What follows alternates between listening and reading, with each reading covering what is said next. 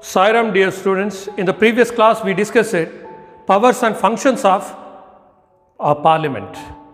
There we discussed legislative powers, financial powers, power to amend and judicial powers. I hope you might have gone through videos as well as the textbook. Dear children, see, this is very important part. Even this subject is prescribed for your GK general knowledge and KS exam and IAS exam. You don't neglect this. In future, it will come to your help. That is why I am suggesting go thoroughly, read thoroughly. Now we are moving to see the union executive. Union, what do you mean by the union executive? The central executive. Now we are discussing about the central government. That means the union executive, who are consisted in this executive system. Actually, whatever be the law, whatever be the writings, but at last the executives execute the work. That has to reach the people. They can materialize. How? Here we are going to see the union executive. Union executive.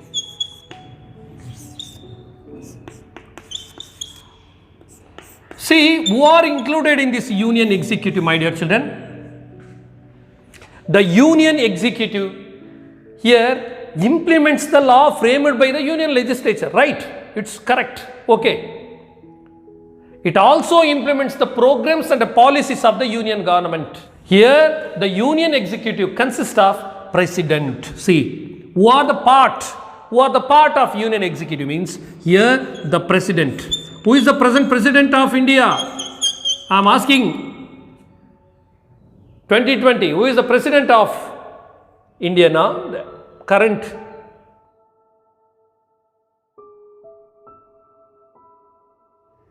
Okay, note down that. That is first question of this session. The president is the head of the executive. Only in the name of president. It means only in name, whereas the prime minister and his council of minister from the actual executive. It means, elaborately we can speak that in the name of the president, all works are done.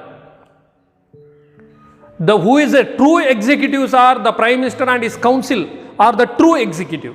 The cabinet is the true executive. But though they are the true executive, all works are done in the name of the president. In the name of president. Now we can say the second one is the prime minister. The prime minister. Then third one, and his councils of ministers. Councils of ministers. They are included, minister. They are included in the executive. They are the part. Now let us say the president. See, India is a democratic country. Even the British democratic country means Britain. There the executive head of the government is Queen. But in India, the executive head of the country is the president. Now we are going to see the president. The president of India, president. Yes, we can call Rashtrapati. Rashtrapati. See, Article 52 of Indian Constitution has created the post of president. Now, what is the importance of Article 52? Which article makes provision for the creation of the post of president? Second question. Second question is, which article makes provision for the creation of the post of the president? Little lengthy question, answer is very simple. Article 52. Article 52 makes provision of the creation of post of the president. The Indian president is the constitutional head, and he is the constitutional head of the country. He is the first citizen. He is the first citizen of India, the head of the executive and also commander-in-chief of all three armed forces. That means Army, Navy and Air Force. See, for though there is General for Army, though there is Admiral for Navy, though there is Air Marshal for Air Force, he is the commander-in-chief of all armed force. That means Navy, Air Force and Army. He enjoys the highest position in the country, as he is the custodian of all executive powers. Who is the now? Third question is, who is the custodian? Who is the custodian of all executive powers of the country? Answer is very simple, the President of India. See, he has another privilege. It is the post of Supreme, and he has some privileges and exceptions also. See, no court of law of India, no court of law can question his conduct and prosecute him. No court, even Supreme Court has no right to prosecute him. Even Supreme Court has no right to question his conduct. He is above Supreme Court. Why? He is the custodian of all executive powers of the nation. He is the first he is the first citizen of this country. See, these are all the special powers and special privileges for the president. And now let us see the election of the president. How now question is in front of us, that is how the President of India is elected. Answer is very simple. It is not a big question. Here, the election of the president here conducted according to the Article 54 and 55.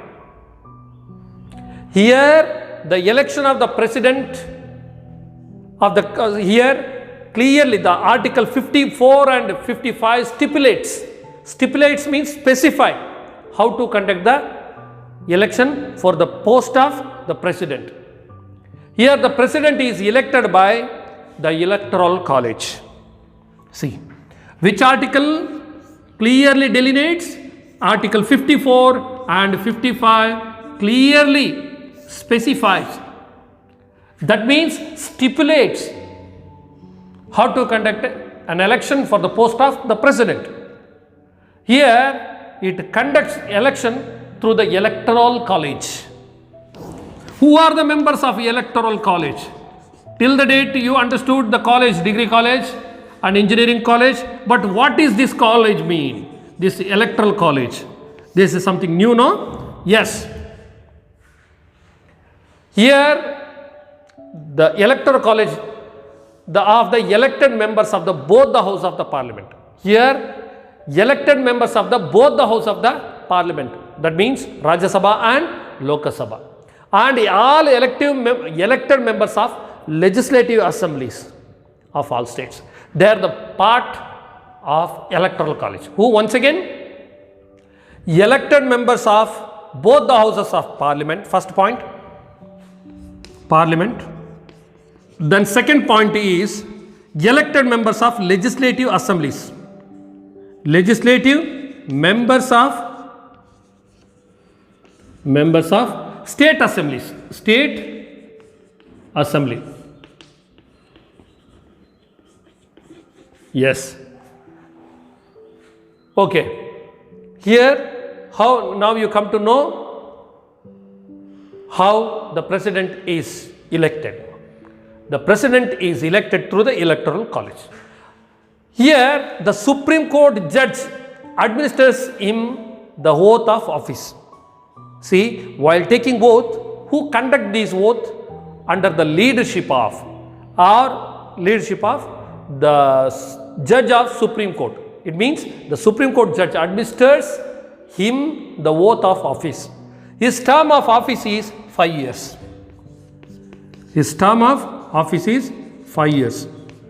Who administers the oath of the president? The Supreme Court judge, CJ, Chief Justice of India. CJ means Chief Justice of India administers the oath of the president's post. That means CJ. And here the term of office of the president is only 5 years. Yesterday we have discussed the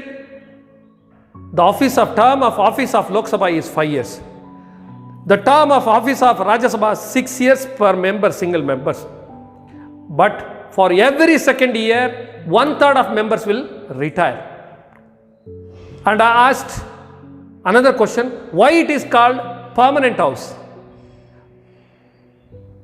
Why it is called Rajya Sabha? Why Rajya Sabha is called as permanent house? Now, let us see the term of office of the president is 5 years. What? 5 years. And he is eligible for re-election. When he goes against the constitution, he can be removed. See, the term of office is 5 years, okay. But if the president went wrong, went against the constitution of India, as a first citizen of India committed mistakes and went against the constitution, then who will protect the constitution of this country? That is the question. So, there is a chance to remove him from the post of president. But how? Through the motion of impeachment. Through the motion of impeachment, the president can be removed. Who conducts the motion of impeachment? The parliament. Parliament means both the houses. Now let us see. If you want to become the president of India, you should possess some qualities and qualification. Then only you can become the president of India. Anyone can become a president of India, but there is certain qualifications. There are certain conditions. Now we are going to see the qualification required for the post of the president of India. The first one is, yesterday we discussed at the same point, he should be the citizen of dash. Answer. I hope. Citizen of Karnataka? Citizen of Tamil Nadu? No. He should be the citizen of India. First one is citizen of India. Citizen of India. Yes. Then he should have completed. He should have completed how many years? He should have completed 35 years. Should have completed 35 years. But if you want to become a member of Lok Sabha, you should have completed 25 years. If you want to be member of Rajya Sabha, you should have completed 30 years. If you want to become the president of this India, this country, you should have completed 35 years. This is the second point. And you should be qualified. If you are going to contest for the post of president, certain condition what applies for the Lok Sabha, that applies for the post of president too. What qualities applies for the Lok Sabha, the similar qualities applies for the post of the president. That is why he should be qualified for election as a members of the Lok Sabha. Third point. And fourth point, he should not hold any office of profit. See, though he is a zamindar, industrialist, whatever he may be, but he should not possess any post in the government of India. These are all the, and one more thing, he should not be of unsound mind. He should have not be convicted in any criminal case. These are all the necessary qualification. Now, my question is, who administers the president during the oath? Who administers the oath of the president? That is another question. Fourth question. Fifth question, what are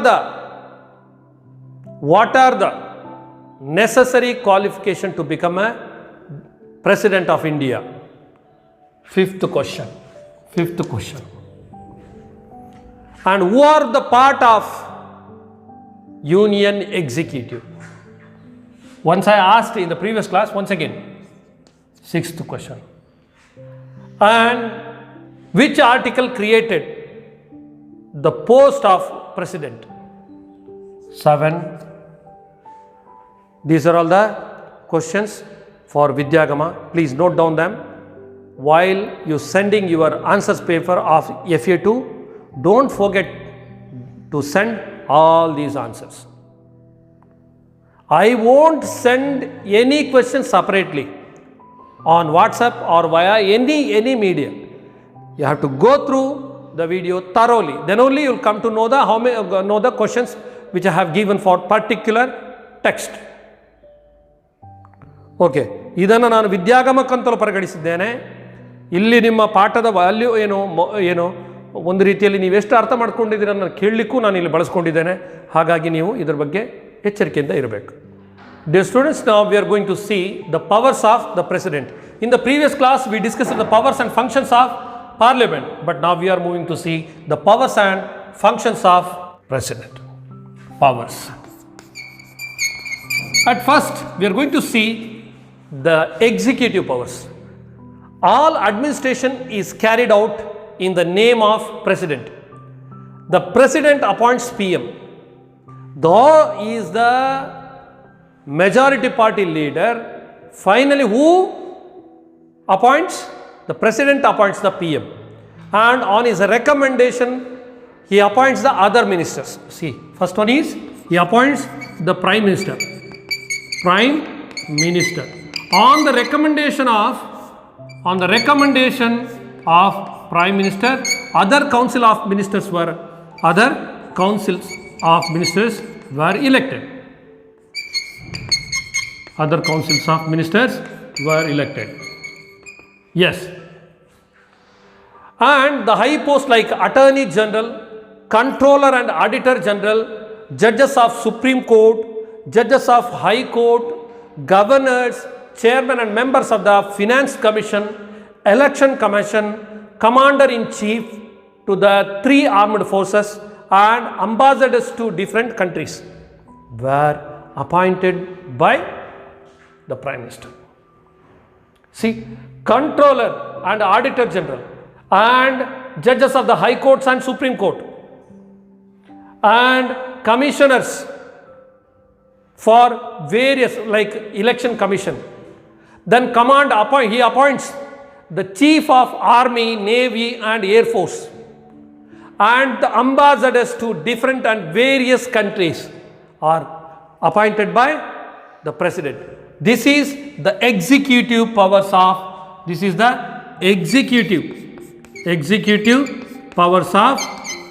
the president. Executive powers. Second one is the legislative powers of the president. Legislative powers. There we discussed the legislative powers. Any bill to be presented either of the houses except finance bill. Here now let us see what is the role of the president in legislative bill or legislative powers. Here the president has the power to summon the parliament, postpone its sessions. He may also address a joint sitting of both Rajya Sabha and Lok Sabha, and he can dissolve the Lok Sabha on the advice of the prime minister. Here this is the legislative power. See, the president has the power to summon means he call the parliament sessions, and sometimes he can postpone the sessions. He can postpone either of the sessions, and a bill is passed by both the houses becomes an act, only after he receives the approval. Only after it receives the approval of the president. See, I already mentioned the first bill has to be produced or presented before either of the houses, that means Lok Sabha or Rajya Sabha. After getting nod, after getting approval from both the houses, that it has to be sent to the president. Only after the approval of the president, the bill becomes act, the bill becomes law. The president may either re-examine the such bills. Suppose now both the bills, the bills were accepted and approved by both the houses, but he can go thoroughly and examine the bill. ಪರಿಶೀಲಿಸಬಹುದು ಅದನ್ನು. ಏನು ಮಾಡ್ಬೋದು? ಪರಿಶೀಲಿಸಬಹುದು. He may also nominate the 2 Anglo-Indians to the Lok Sabha and 12 members to the Rajya Sabha. These are all the legislative powers of the president. Now, dear students, we are moving to see the judicial powers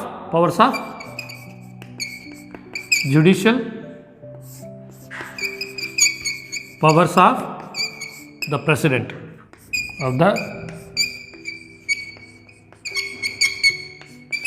Yes, in the executive powers only we saw that the president has the right to appoint CJ and other judges of Supreme Court and High Court. Now let us see what are the powers of president with regard to judiciary. The president has the power to reduce the term of imprisonment of criminals. See, I already mentioned is above the Supreme Court. How can we say no court has the right to punish him, prosecute him and question him? See, the Supreme Court is the highest apex court. What? The Supreme Court has the highest apex court. It cannot question the president. Imagine, the first person of this country, the first citizen of this country, see, is not questioned by Supreme Court or judiciary. ಅವರು ಅದಕ್ಕಿಂತಲೂ ಮಿಗಿಲಾದವರು ಎಂಬುದನ್ನು ನೀವು ತಿಳ್ಕೊಂಡಿರಬೇಕು. Then he can approach the Supreme Court for suggestion with reference to the legal matters of the country. This is judicial power of the president. Now we are going to see the financial powers of the president. Money, financial powers. In the case of finance bill, that must be produced before Lok Sabha only. That should not be produced or presented before Rajya Sabha. But here, that must be presented before Lok Sabha. But what is the role of the president with regard to financial bill? The finance bill cannot be introduced in Lok Sabha. The finance, stress the point, this is very important. If finance bill cannot be introduced in Lok Sabha without the permission of the president. Just imagine. Sometime we say the president is a rubber stamp. In reality, he is not rubber stamp. For so many years, we were thinking there is no scope and power for the head of the electoral commission, election commission. But T.N. Seshan proved that. What is the role of the chief of election commission? Similarly, there are so many powers to the president, but it depends on how they use, how they execute. Okay, now let's come to the finance powers of the president. And here the finance bill cannot introduce it Lok Sabha without the permission of the president. It is only after the president grants the permission that reports of the finance commission and the controller and auditor general are discussed in the parliament. See, If if Auditor General and Controller General, that means Controller and Auditor General want to discuss the finance reports in Lok Sabha, it is only after the President grants permission. This is finance power. Second one is military power. What is the role of President with regard to military? Yes, the President is the Commander-in-Chief of all armed forces. He appoints the Chief of Army, Navy and Air Force. Means here on the recommendation of the Union Cabinet. He also declares war and he also declares peace on the recommendation of the Parliament. This is military powers. Once again, let us go through military powers of the President. The President is the Commander-Chief of the armed forces. He appoints all the Chiefs of Army, Navy and Air Force on the recommendation of Union Cabinet. But here the Cabinet plays very vital role while appointing these chiefs for Navy, Army and Air Force. And he also declares war. Who declares the war? Not Prime Minister, not Cabinet Minister or not Defence Minister. Here the President of India declare war. He has the right to declare the war and he has the right to declare the peace. Okay, this is all about the military powers of the President. Now we are going to see the emergency powers of the President. The President has a special power. The President has the power to declare the emergency. Turtu Parasthiti. When? Here, emergency powers. During the national emergency, during the state emergency, during the financial emergency, the President has the power to declare the emergency in an unnatural situation, not in a common or natural situation. This is clearly explained in the Article 352 to Article 360 with regard to emergency.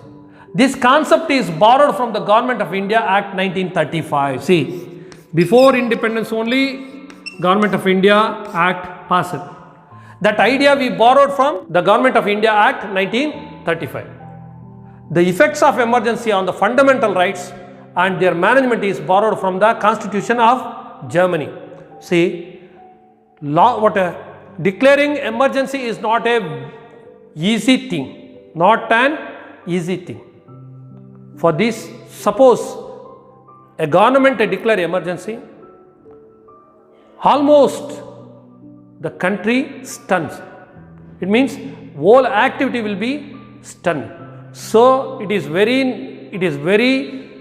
important to know it is not to declare in natural times or common days. Only during the unnatural times we can declare the emergency. Here national emergency, Article 352, state emergency, Article 356, financial emergency, Article 360. It is clearly delineated Article 352 to 360 about the emergency. Discretionary powers are there for our President. Discretionary vivechane ಕೆಲವೊಂದು. Now we are moving to see the discretionary powers of the President. What are the discretionary powers? The President can exercise discretionary powers of the President. The President can exercise certain powers without waiting for approval of Union Cabinet. There he may invite the leader of any party to form the government when no single party has got a majority after an election. Sometimes there is floating majority. Floating means there is no absolute majority for any party. In such a case, President can call any party to form the government. First one. When the Parliament approves a bill and sends it to him for approval, he may return bill for reconsideration. That is his discretionary power. He may dissolve the Lok Sabha. And you know that President is also the part of Union Executive. I asked so many questions. Their children, note down them. Sairam.